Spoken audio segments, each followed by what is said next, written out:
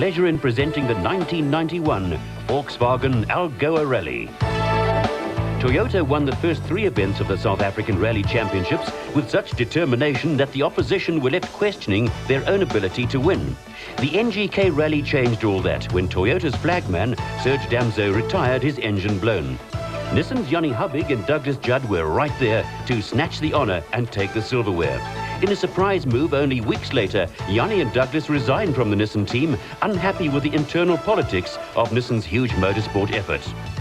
Toyota's early domination stands threatened by the encroaching Class A Nissan and Ford drivers. Chart van der Valk's consistent overall and Class D results have stood the privateer team in good stead, but their inability to win leave them in a precarious position.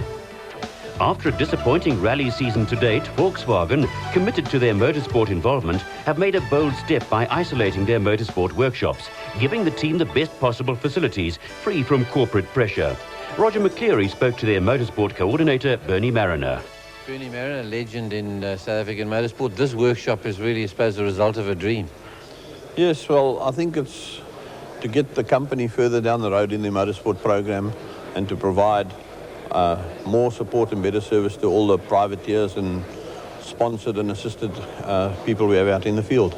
We've set it up as best we can. They're just completing our dynamometer installation, and when that's finished in about another 3 to 4 weeks' time, then we'll be pretty independent. And we'll have the facility to do all the computer engine mapping and get all the information out of it we need. So Evertser and Harding, who undoubtedly have the most potent engine in Class A, should with renewed effort become a force to reckon with. With the national rally season at the halfway mark, the crews moved to the friendly city of Port Elizabeth for the 5th of the 8-round championship series.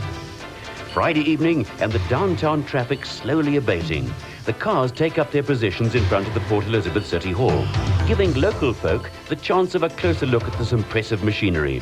Car number 1, once again the Toyota of Serge Damso and Vito Bonafide. The Class A cars stand in their seated positions, the gap created by the Hubig Judd Nissan, soon to be filled by ex-teammates Duval and Hodgson as the field move up a place. The last of the private entries take up their position in the Parc Fermé. At 6 p.m, the 33-strong field will start the first of 9 stages for the night. 4 stages are in and around the city. From there, the cars move to the Dispatch and Colchester area. The first car is due back in Port Elizabeth about 11:30 p.m. A tense moment for the Toyota team as Serge and Vito come under starters' orders. Making the start official is the Mayor of Port Elizabeth, His Worship Alderman John Vieira.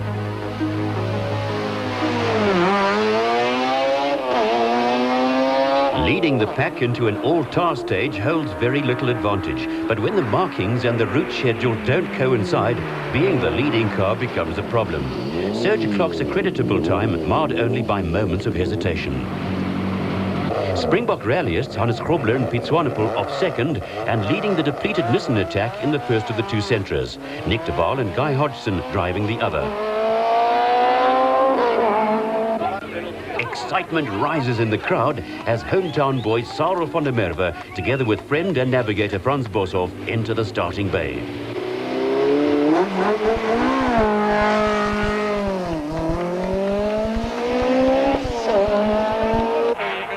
At stage 3, run at the Port Elizabeth Showgrounds, our cameraman found the ex-Nissan team of Jannie Hubig and Douglas Judd among the many spectators.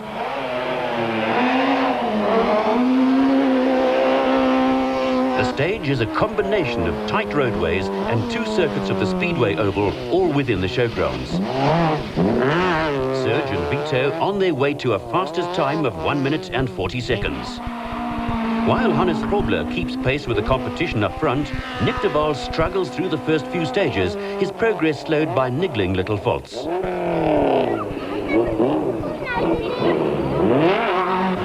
And 5.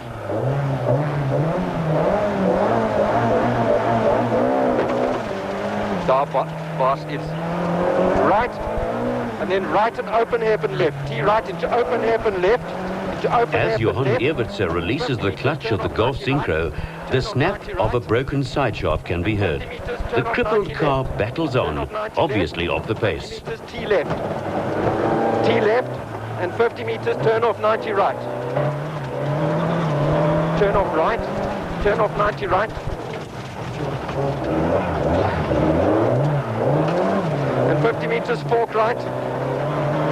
Fork right. And then through the gate and right, through the gate and right. And then to a T right. T right here, to the right. No, on the track, man, on the track. And then open hairpin left. With only 3 wheels under drive, Steve Harding's odometers, sensitive to wheel spin and a shift to power, become inoperative, with devastating results. And then turn out hard right, caution hole. Turn out hard right. I haven't got operative odos. Turn out hard right, and 50 meters bend left. Hard right, and 50 meters bend left. Yes, it is hard right. It is hard right. It's hard right out of that gate. It's hard right out of that gate. They say down the other end we must go out. Well, we must go around this way. There's a car coming.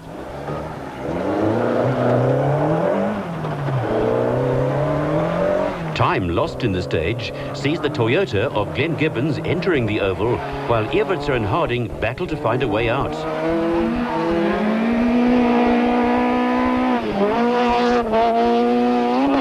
Having failed to finish the past 2 events, the last thing Gibbons and Cuffley need is to be slowed by the ailing Golf Synchro.